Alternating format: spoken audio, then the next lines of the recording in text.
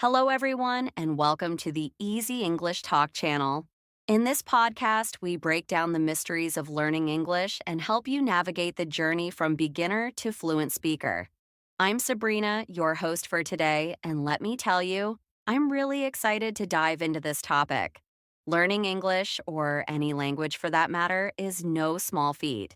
If you're someone who's just starting or perhaps has been learning English for some time and feels a bit stuck, you're in the right place.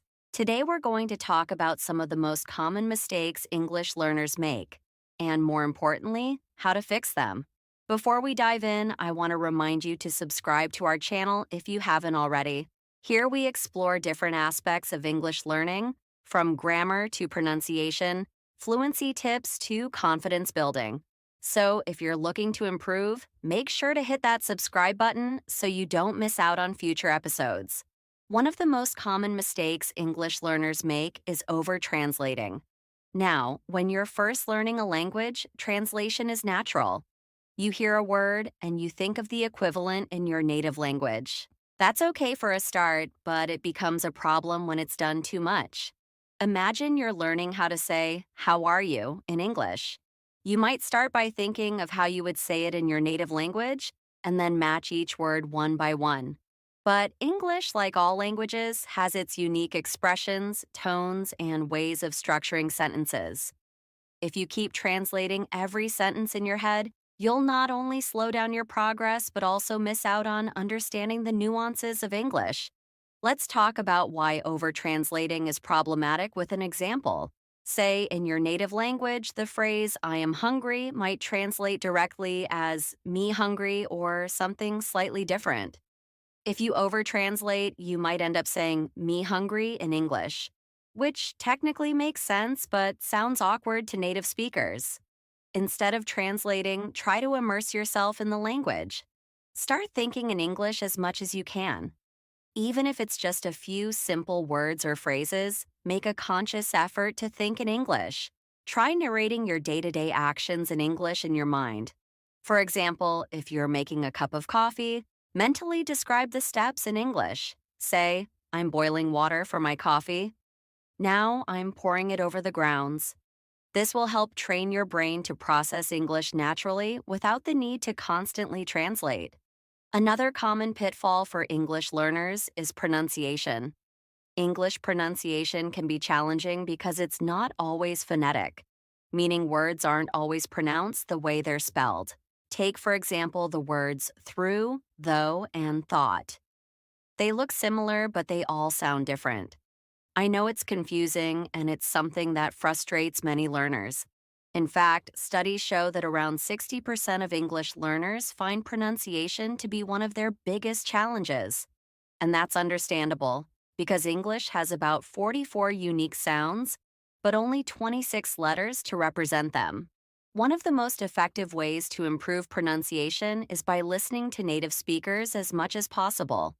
I highly recommend immersing yourself in English audio. Listen to English podcasts, audiobooks, and music. You can even repeat what you hear. Pick a sentence or phrase from a podcast or video and try to mimic the speaker's tone, pitch, and pronunciation. This practice is often called shadowing, and it's incredibly effective. Another great way to work on pronunciation is to focus on one sound at a time.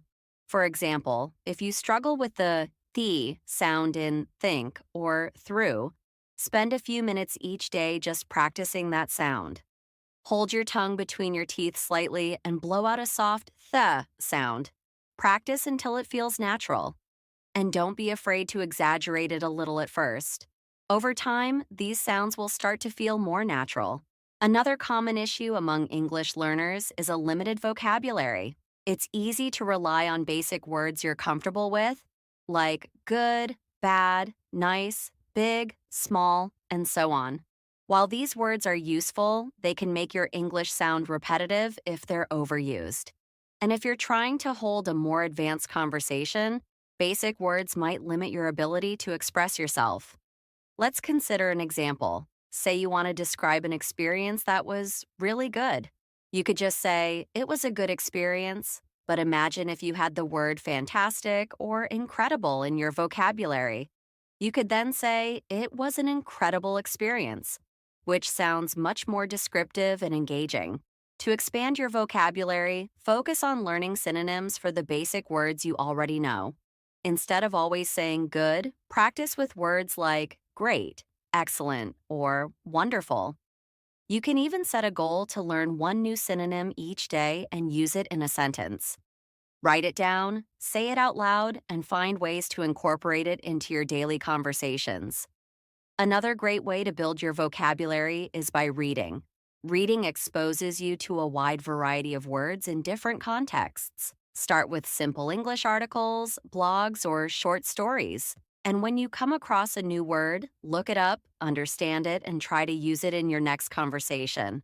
Learning grammar is important, but sometimes learners get so caught up in following rules that they feel paralyzed when it's time to actually speak. This is what we call grammar anxiety. You're so focused on whether your sentence structure is correct that you hesitate, and by the time you think you've got it right, the conversation has moved on. Research shows that nearly 40% of language learners feel hesitant to speak because they worry about making grammatical mistakes. And while it's great to want to be correct, communication is the main goal. Here's the key: focus on communicating ideas first and worry about grammar later. Native speakers make grammar mistakes too, but that doesn't stop them from communicating. To help yourself, practice speaking in real conversations. Join language exchange groups or find a speaking partner online. Remember, it's okay to make mistakes as long as you're getting your point across. The more you speak, the more comfortable you'll feel, and over time, you'll naturally start using correct grammar without overthinking it. Another technique is to focus on learning grammar in chunks. For example, instead of memorizing every rule about the past tense, learn common past tense phrases like I went, I saw, or I did. These chunks will help you speak more naturally, and over time, you'll develop a feel for grammar without needing to pause and think about every rule. Listening is another area where many English learners struggle. And it makes sense because spoken English, especially with native speakers, can be fast. And sometimes words blend together. For example, native speakers might say gonna instead of going to or wanna instead of want to. For new learners, these changes can make it hard to understand even if they know the words. The best way to improve listening skills is through exposure. Try watching English videos with subtitles to start and then gradually wean off the subtitles. Podcasts, news programs, and movies are all great resources. Another tip is to replay short audio clips multiple times, focusing on understanding each word. Eventually, your brain will start to pick up on common patterns and phrases, making it easier to understand. That wraps up today's episode on common mistakes English learners make and how to fix them. I hope this episode has been helpful and given you some practical tools to improve your English. Remember, it's all about practice, patience, and consistency. Every mistake is a learning opportunity, so don't be afraid to make them. Thank you for listening to Easy English Talk channel. If you enjoyed this episode, make sure to subscribe and please share this podcast with anyone else who's on their English learning journey. Keep practicing, keep learning, and I'll see you in the next episode.